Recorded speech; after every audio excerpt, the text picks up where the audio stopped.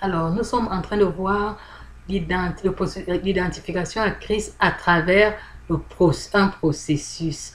Bien, nous avons vu tout à l'heure que il fallait être enseigné. Nous avons vu qu'il fallait, on ne passe pas la repentance, le baptême, et après on s'assoit pour être enseigné.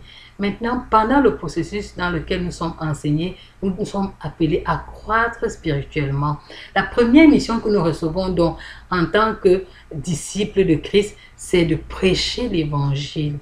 Qu'est-ce que Jésus nous dit dans Marc au chapitre 16? Il nous a dit à partir du verset 15, allez par tout le monde et prêchez la bonne nouvelle à toute la création. Et donc, nous sommes appelés à prêcher cette bonne nouvelle par toute la création.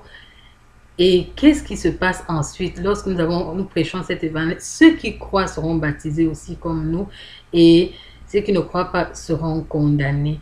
Donc, sachant que la parole que nous propageons, c'est la parole de Christ que nous annonçons la bonne nouvelle à l'humanité.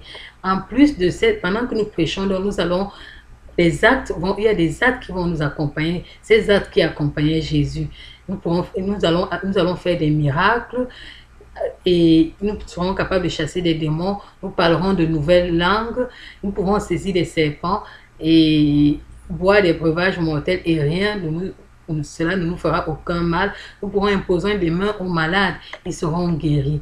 Donc voilà la mission que Jésus a donnée à tout individu qui s'identifie à lui et qui marche selon lui. Nous le voyons aussi avec les apôtres qui ont marché avec lui, et ces choses-là les accompagnaient. Mais de manière individuelle, nous recevons aussi un appel à un ministère. Dans Romains 12, verset 6, tu peux recevoir par exemple le don de prophétie et l'exercer. Tu peux recevoir le ministère d'enseignement dans le verset 7 de Romains 12 et l'exercer, ou bien l'exhortation. Ou alors, dans Éphésiens 4, verset 11, tu peux être appelé à l'apostolat, à être prophète, évangéliste, pasteur ou docteur. Dans tous les cas, chacun de nous, en tant qu'individu, reçoit un ministère et doit exercer ce ministère-là indépendamment de la grande mission qui est de gagner les âmes, de prêcher l'évangile. Voilà un peu en ce qui concerne le ministère, les œuvres pendant ta croissance. Il y a un autre domaine que tu dois savoir, c'est que lorsque tu es dans le processus d'identification avec Christ et quand tu es pendant ta croissance, tu dois parler un nouveau langage. Le langage qui est approprié, c'est le langage selon la parole de Dieu. Tes pensées doivent être renouvelées pendant l'enseignement que tu reçois. Mais il y a aussi un autre don qui est le don du Saint-Esprit de Dieu. Et donc, pendant que tu es en train de marcher, tu peux recevoir le don de cet esprit. Dans 1 Corinthiens, chapitre 14, verset 2, il nous est dit, en effet, celui qui parle en langue ne parle pas aux hommes, mais à Dieu, car personne ne le comprend. Et c'est un esprit qui dit des mystères. Donc, voilà à peu près quelques éléments du processus d'identification à Christ. Alors, parvenu à la fin de notre méditation, à quel stade te trouves-tu? Toi-même, tu peux répondre. Est-ce que tu es au stade de la repentance? Sois sérieux, détourne-toi radicalement et entame le processus du baptême. Est-ce que tu t'es baptisé? Tu dois être enseigné. Et est-ce que tu es enseigné?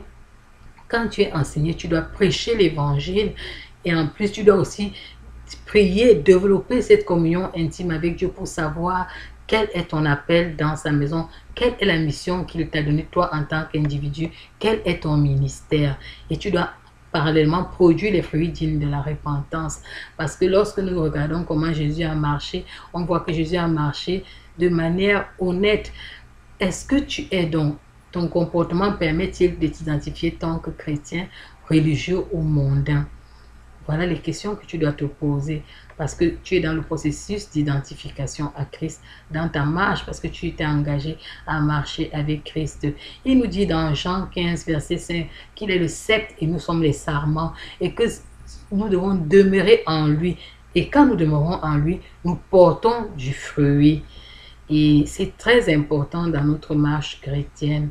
Mais est-ce que toi, je ne sais pas à quel stade tu te trouves, si tu n'as même pas dans un de ces stades-là, tu ne connais pas Jésus, sache aujourd'hui là qu'il y a un sauveur qui t'aime.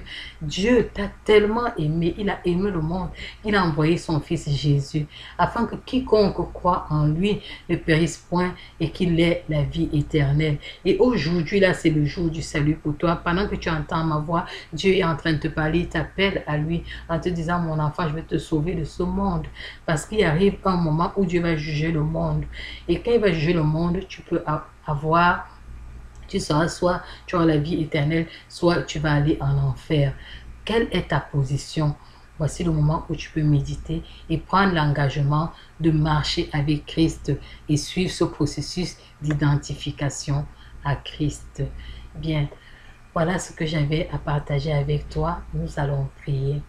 Père, merci parce que ce jour, tu nous rappelles le processus d'identification à Christ passe par la repentance et le baptême, l'enseignement, la mission de prêcher l'évangile et la mission même personnelle qui est un ministère que tu nous accordes individuellement. Je prie pour mon frère et pour ma soeur, quelle que soit l'étape où celui-là se trouve, afin qu'au Dieu Tout-Puissant, ils remettent les pendules en l'heure et qu'ils commencent à marcher avec toi et qu'ils commencent à te servir sérieusement au nom de Jésus, sachant que pour toute œuvre que nous faisons, oh Dieu, nous aurons des comptes à rendre devant ton trône. Je prie afin que tu nous viennes en aide, chacun à son niveau, chacun au niveau, oh Dieu, du processus d'identification avec toi.